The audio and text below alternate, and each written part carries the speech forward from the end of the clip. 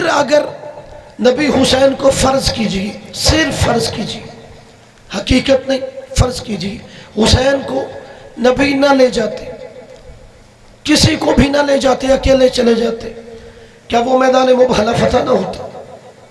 میدان مباہلہ فتح ہو جاتا کہ جو نبی صرف ایک اشارہ کرے چاند دو ٹکڑوں میں بدل جاتا ہے، جو نبی کلی کر کے کھارے پانی میں ڈال دے میٹھا چشمہ بن جاتا ہے، کہ جو نبی اس کے ہاتھ پہ بے جان پتھر بھی کلمہ پڑھنے لگتا ہو، جس نبی کے اوپر ابر سایہ کرتا ہو، اگر وہ نبی اکیلا چلا جاتا میدان مباہلہ میں، میدان مباہلہ فتح ہو جاتا۔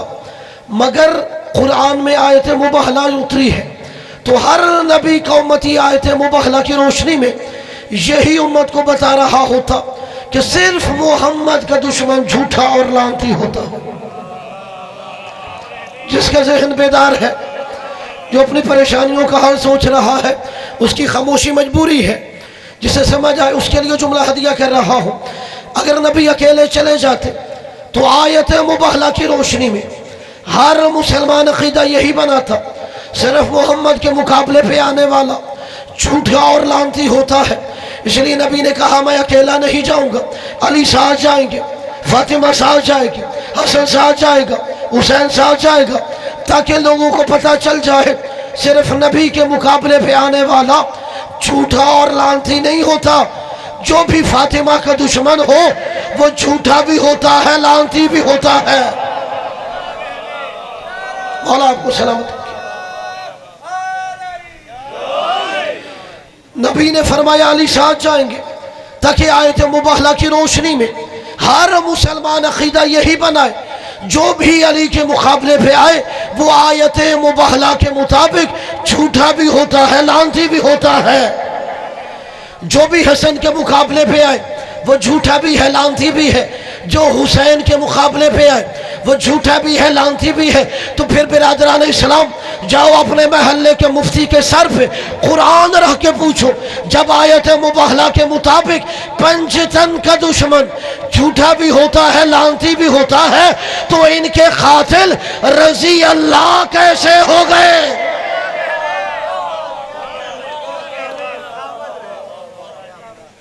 کہ جب آیت مباہلہ نے کہہ دیا جو بھی پنجتن کے مقابلے پہ آتا ہے وہ جھوٹا بھی ہے، لعنتی بھی ہے، تو پھر ان کا قاتل رضی اللہ کیسے ہو سکتا ہے؟ اور پھر جو دیوبند کے عالم محدث دہلوی نے جملہ لکھا اپنی کتاب سر الشہادتین میں، وہ کہتے ہیں کہ حسین کو شہادت کیوں ملی، حسن کو شہادت کیوں ملی؟ وہ کہتے ہیں آدم سے لے کے عیسیٰ تک اللہ نے ہر نبی کو کوئی نہ کوئی خاص مقام فضیلت دی، کسی کو علم دے دیا، کسی کو حلم دے دیا، کسی کو صبر دے دیا، کسی کو حسن و جمال دے دیا، کسی کو زہد و تقوی دیا، کسی کو خلت دے دی، کسی کو حیبت دے دی۔ کہا آدم سے عیسیٰ تک 1,24,000 انبیاء جو الگ الگ فضیلتیں دی، اللہ نے وہ سارے فضائل ہمارے نبی کو عطا کر دی۔ پھر آگے وہ جملہ کہتے ہیں، یہ ان کا عقیدہ ہے جو جملہ کہہ رہا ہوں ابھی، ہمارا نہیں۔ وہ کہتے ہیں مگر کچھ نبیوں کو اللہ نے منصب شہادت دی، کچھ کو سری شہادت زہر سے، کچھ کو جہری شہادت تیر و تلوار سے۔ وہ کہتے ہیں ہمارے نبی کو شہادت نہیں ملی ان کے عقیدے کے مطابق، تو اللہ چاہتا تھا یہاں جو رسالت میں عیب ہے وہ عیب ختم ہو جائے، تو اللہ نے زہرا کے دونوں بیٹوں کو شہادت دی۔ چلو اگر جملہ ہدیہ کروں جس کا ذہن بیدار ہے، یعنی ان کا بھی یہ عقیدہ ہے اگر رسالت میں کوئی عیب رہ جائے تو وہاں کے خلفاء عیب پورا نہیں کرتے، یہاں کے امام عیب پورا کر رہے ہیں۔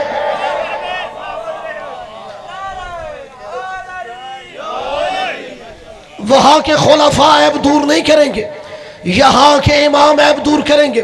وہ کہتے ہیں اللہ چاہتا تھا مصطفیٰ کو منصب شہادت کا بھی مقام ملے، اس لیے سیدہ کے دونوں بیٹوں کو منصب شہادت ملی، ایک کو سری ایک کو جہری، حسن کو سری شہادت، حسین کو جہری شہادت۔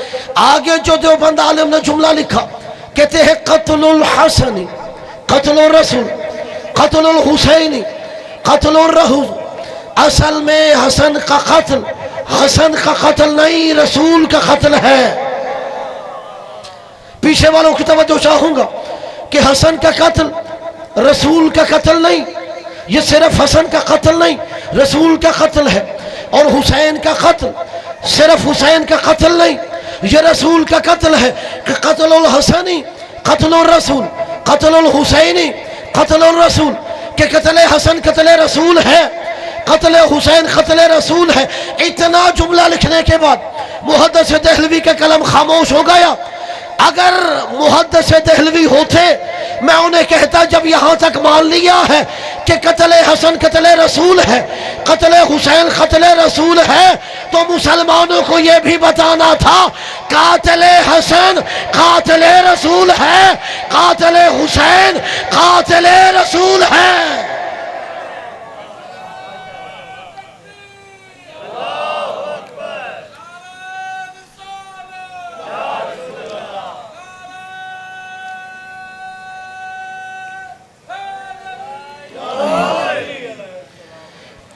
یعنی وہ بھی مان رہے ہیں یہاں تک بات کہ قتل حسن قتل رسول ہے اور قتل حسین قتل رسول ہے۔ اب جتنے میرے حاضرین موجود ہیں یا میری آواز سن رہے ہیں، آپ کا مذہب، مسلک، فرقہ، نظریہ کوئی بھی ہو، یعنی یہاں تک تو مان لیا کہ حسن کا قتل رسول کا قتل ہے، حسین کے قتل رسول کا قتل ہے، تو پھر یہ بھی مانا کرو کہ رسول کے قاتل رضی اللہ نہیں لعنت اللہ علیہ ہوتے ہیں۔ رسول کے قتل کہ اگر مان رہے ہو یہ رسول کے قتل ہے تو پھر مانا کرو کہ رسول کے قاتل رضی اللہ نہیں وہ لعنت اللہ علیہ ہوتے ہیں، اللہ کی رحمت سے دھتکارے ہوئے ہوتے ہیں۔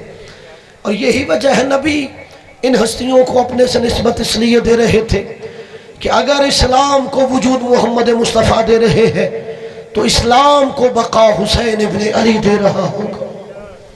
اور یہی وجہ ہے آپ عزادار آدھی شب یہاں صف ادا پہ کیوں بیٹھے ہیں؟ آپ کو پتہ ہے کہ ہم جس صف ادا پہ جا رہے ہیں وہ حسین محسن اسلام ہے، وہ حسین محسن انسانیت ہے، اور ہر کریم بندہ اپنے محسن کا شکریہ ادا کرتا ہے۔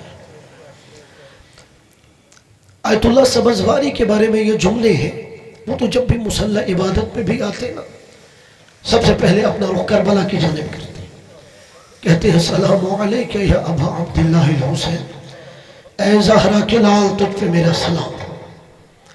اس لیے کہ آج اگر دین باقی ہے تو حسین ابن علی کی وجہ سے۔ اور عزادارو حسین نے اپنا سب کچھ قربان کرنے کے بعد جب استغاثہ بلند کیا نا، حل من ناصر ینصرنا، ہے کوئی حسین کی مدد کرنے والا؟ تو شہداء کی لاشیں بھی فرات کے کنارے تڑپ گئے۔ زہرا کے لال کیوں غربت کا استغاثہ دے رہا ہے؟ ہمیں نئی زندگی دے، ہر زندگی تیرے قدموں پہ قربان ہو جائے گی۔ عزادارو 6 ماہ کے بچے نے خود کو جھولے سے گرا دیا، یہ حجت خدا کا استغاثہ تھا۔ اور پھر مولا جب اسے پانی پلانے کے لیے لے گئے نا، مولا نے آپ عزاداروں کو یاد کیا، لیتکم فی یوم عاشورا جمیعا تنظرونی، مولا نے کہا اے شیعو کاش تم روز عاشور کربلا ہوتے، مولا ہم کیا کرتے؟ فرمایا تنظرونی، اپنے مولا کو دیکھتے، کیف استسقی لطفل فابوا ان یرحمونی، تم دیکھتے حسین کیسے پانی مانگ رہا تھا۔ بڑا مشکل ہوتا ہے جو عطا کرنے والا ہو اسے مانگنا پڑ جائے۔ اب جو مولا آئے نا تو آواز دی، یا زینب یا رقیہ یا سکینہ علیکن منی السلام، اے زینب و رقیہ سکینہ میرا آخری سلام لے لو۔ اور عزاداروں پھر جناب زینب سلام اللہ علیہ کو کہا چلو میں امامت کی امانت سجاد کے حوالے کرتا ہوں، یہ اللہ کی مشیت ہے کہ صبح عاشور سے مولا حسین علیہ السلام پہ خوشی کا عالم ہے۔ جناب زینب نے ہلایا، سجاد بیٹا اٹھ، بابا ملنے آیا ہے۔ جو جوان ہے پرسہ دینے کی نیت سے بیٹھے ہیں، اگر وہ جملے کا درد محسوس کرے، سوچو 23 سال کا جوان بیٹا ہے، 57 سال کا بوڑھا باپ ہے، جیسے ہی میری آقا زادی نے ہلایا نا سجاد بیٹا بابا ملنے آیا ہے۔ 23 سال کے جوان بیٹے نے دیکھا بابا سر سے لے کے پاؤں تک زخموں سے چور ہے۔ پہلا جملہ کہا یا ابتاہ آئین آئین عمی العباس، بابا چچا عباس کہاں چلے گئے؟ بڑا ناز تھا سادات کو جناب عباس پہ، فرمایا قد قتل، وہ مارا گیا ہے۔ فرمایا یا ابتاہ آئین آئین علی الاکبر، بابا میرا علی اکبر کہاں چلا گیا ہے؟ عزادارو جوان بھائی کی موت کی اطلاع دینا بڑا مشکل ہوتا ہے۔ مولا نے کہا سجاد یا مردوں میں تو رہ گیا ہے یا تیرا بابا رہ گیا؟ عزادارو اب مولا سجاد نے ایک ایک بی بی کی آغوش دیکھی، دیکھا ہر بی بی کی آغوش خالی، علی اصغر کا جھولا خالی۔ فرمایا یا ابتاہ آئین آئین علی الاصغر، بابا میرا علی اصغر کہاں چلا گیا ہے؟ فرمایا قد قتل، مارا گیا۔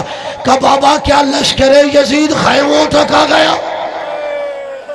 کہ نہیں سجاد، اسے تو میں ہاتھوں بھی اٹھا کے لے گیا تھا۔ عزادارو امامت کی امانت حوالے کی۔ اب مولا حسین علیہ السلام ذوالجناح کے قریب آئے، نظر یمیناً و شمالا، ایک دفعہ دائیں دیکھا، پھر مولا حسین نے بائیں دیکھا، پھر فرات کی طرف دیکھ کر مولا نے ایک جملہ فرمایا یا فرسان الہیجا، اور میرے شیروں کہاں چلے گئے ہو؟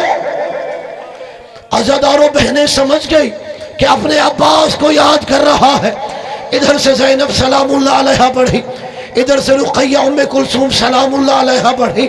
کہا حسین تیرے عباس و علی اکبر نہ سہی، آج تجھے بہنیں رہوار پہ سوار کرتی۔ عزادارو زندگی میں پہلی دفعہ بہنوں نے بھائی کو ذوالجناح پہ سوار کیا۔ مولا نے ذوالجناح کو چلنے کا حکم دیا، رہوار آگے نہیں بڑھا۔ مولا نے کہا ذوالجناح میں جانتا ہوں اگر میں تھکا ہوا ہوں تو تو بھی تھکا ہوا ہے، اگر میں عباس کے بازو اٹھانے گیا میرا ذوالجناح ساتھ گیا تھا، اگر میں علی اکبر کے لاشے پہ گیا میرا ذوالجناح ساتھ گیا تھا، اگر میں علی اصغر کو لے کے گیا میرا ذوالجناح ساتھ گیا تھا، مجھے آخری دفعہ میدان میں اتار دے، تجھے واپس لانے کی بھی زحمت نہیں دوں گا۔ مسلمانوں ہم کیوں روتے ہیں؟ جہاں انسان حیوان بن گیا تھا وہاں یہ حیوان وفاداری کر رہا تھا۔